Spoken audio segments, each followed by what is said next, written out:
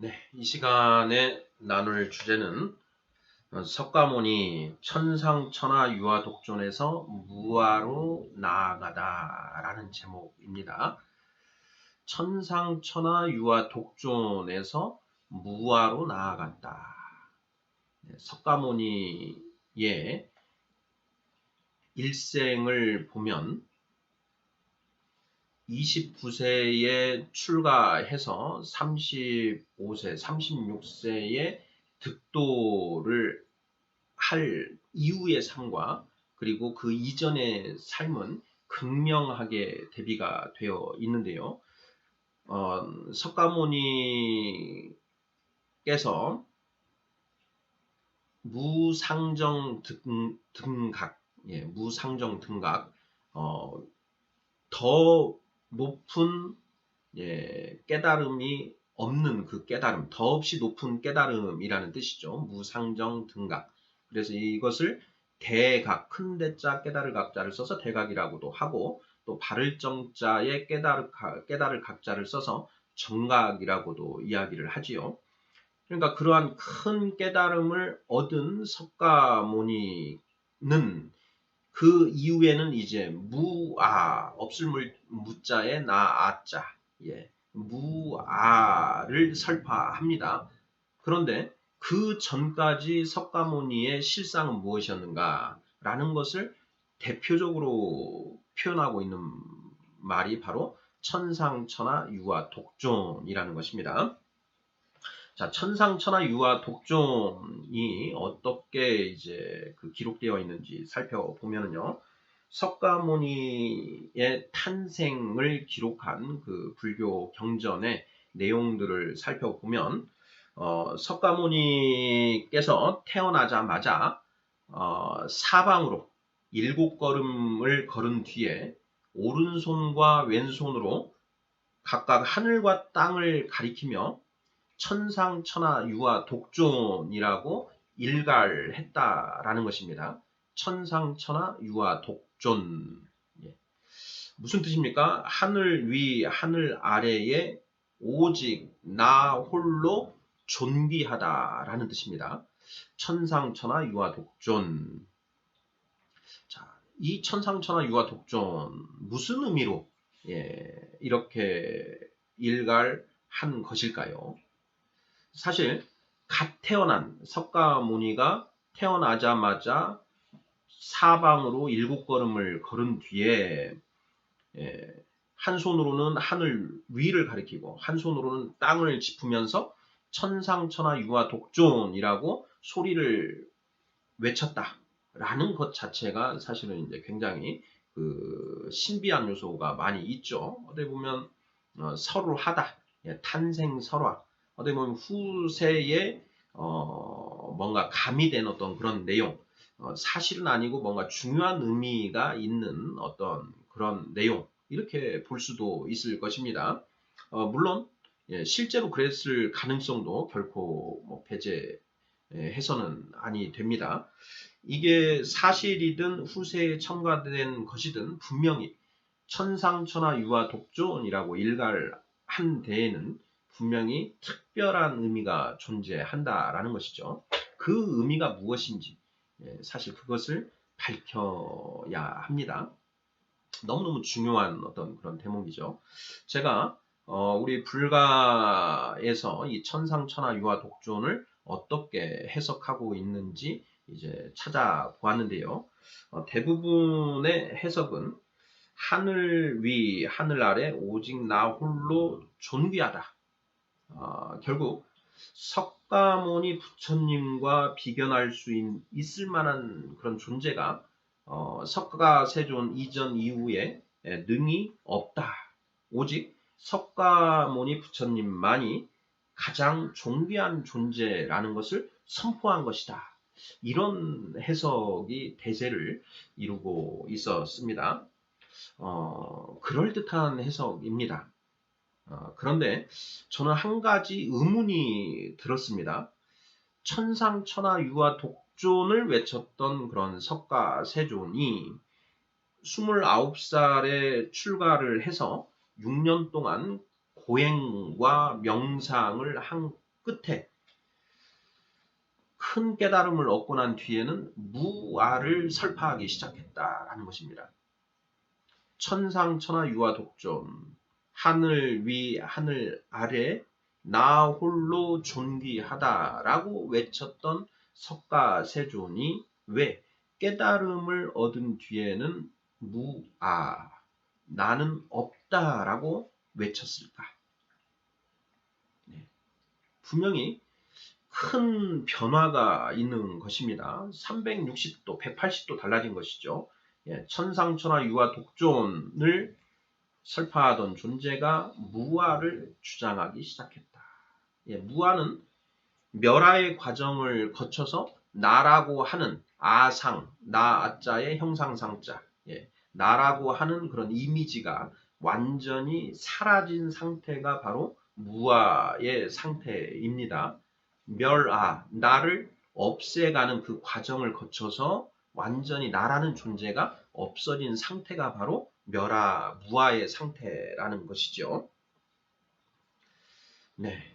자, 하늘 위, 하늘 아래 나홀로 존귀한 존재였는데, 이제는 나라는 존재 자체가 사라져버린 것입니다. 해체된 것이죠. 완전히 다른 상태인 것이죠.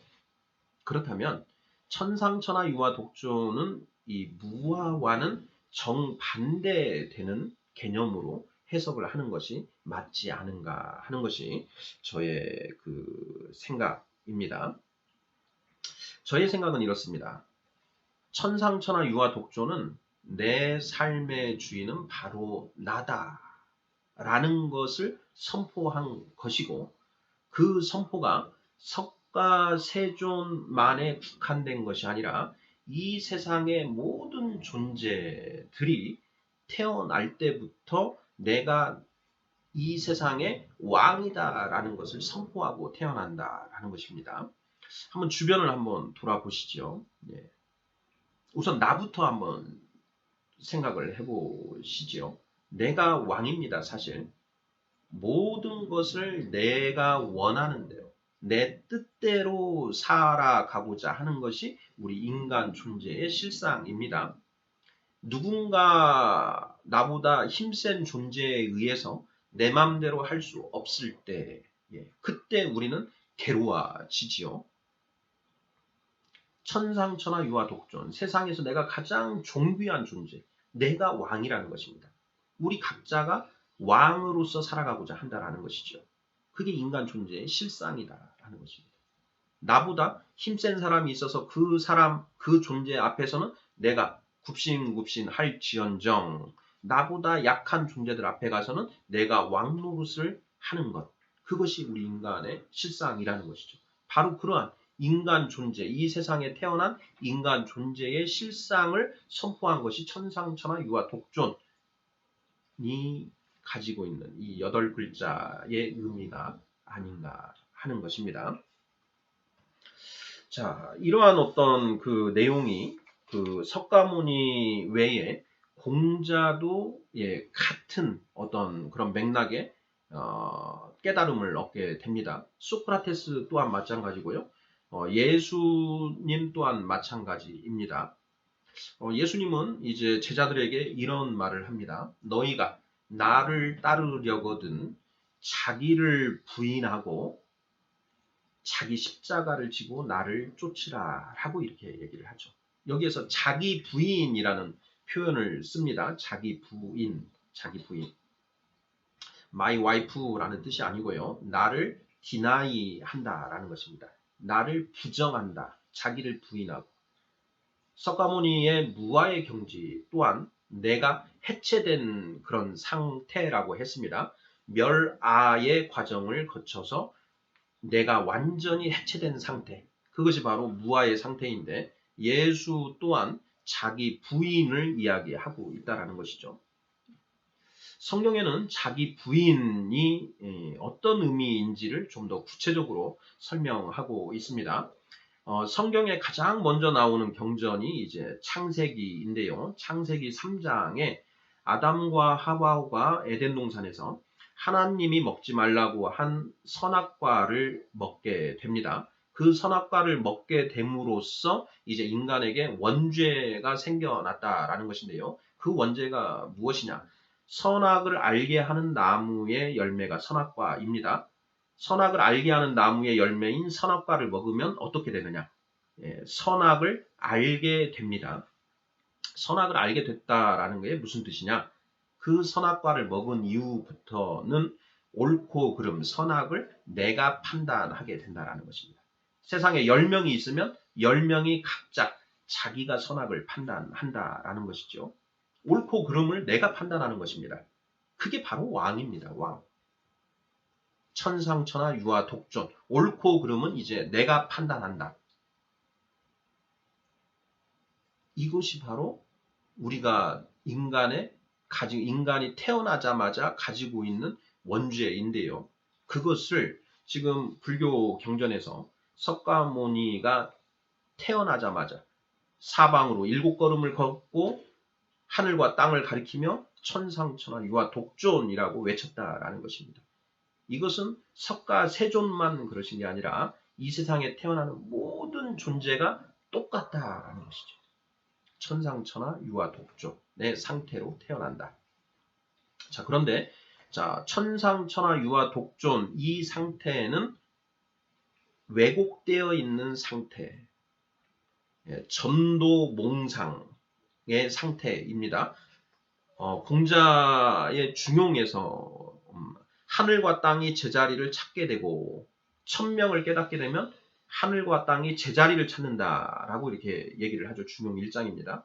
바로 그러한 것처럼 우리가 이 땅에 태어났을 때 어떻게 보면 우리가 물구나무 선채 태어난 것이죠. 가장 세상에 하찮은 존재인 인간이 물구나무를 서서 가장 높은 존재라고 생각하는 것이죠. 내가 왕이다라고 생각하면서 살아가고 있다라는 것입니다. 바로 그러한 상태를 자각하고 나를 해체시켜 나가는 것이 바로 멸아를 거쳐서 무아로 나아가는 것이고 예수님이 말씀하신 자기 부인이라는 것이죠. 공자는 뭐라고 말했습니까? 공자는 큰 대자 같을 동자 대동사상을 주장합니다.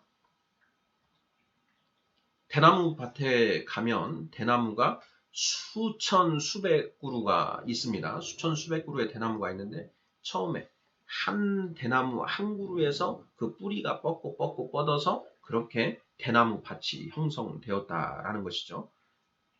땅 위에 있는 모습만 보면은 대나무는 수천 수백 그루인 것 같지만 그 땅 밑을 보면 처음에 있었던 대나무 하나에서 그 뿌리들이 다 연결되어서 그렇게 많은 대나무를 형성되었다.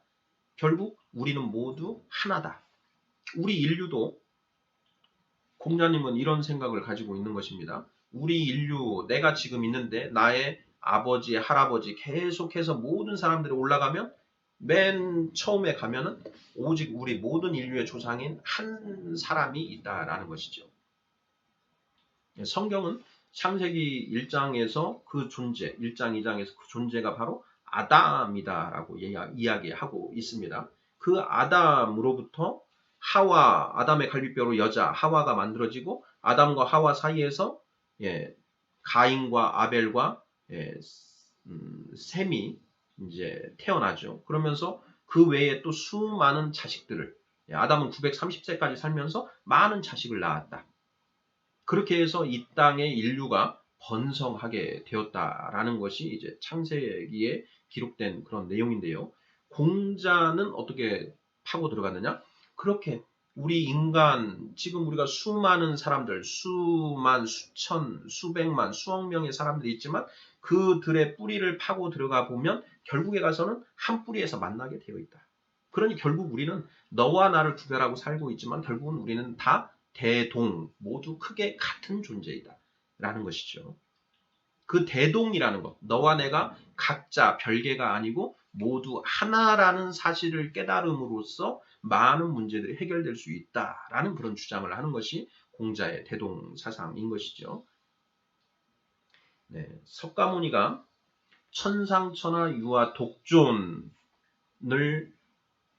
가르하며 이 세상에 태어났다가 36세에 무상정 등각, 대각, 정각을 이룬 이후에는 무아를 주장하기 시작했다라는 것. 이 부분이 이런 의미가 있다라는 것입니다. 내가 스스로 왕이다. 내가 스스로 옳고 그름, 선악을 판단하며 살아가고 있는데 그것이 잘못된 전도 몽상된 어떤 그런 상태이다. 그것으로부터 벗어나기 위해서는 나의 모든 그 생각, 가치관, 주의, 사상, 이념들을 모두 버려야 된다. 버리고 백지 상태인 무아의 상태로 들어가야 되고 그 상태에서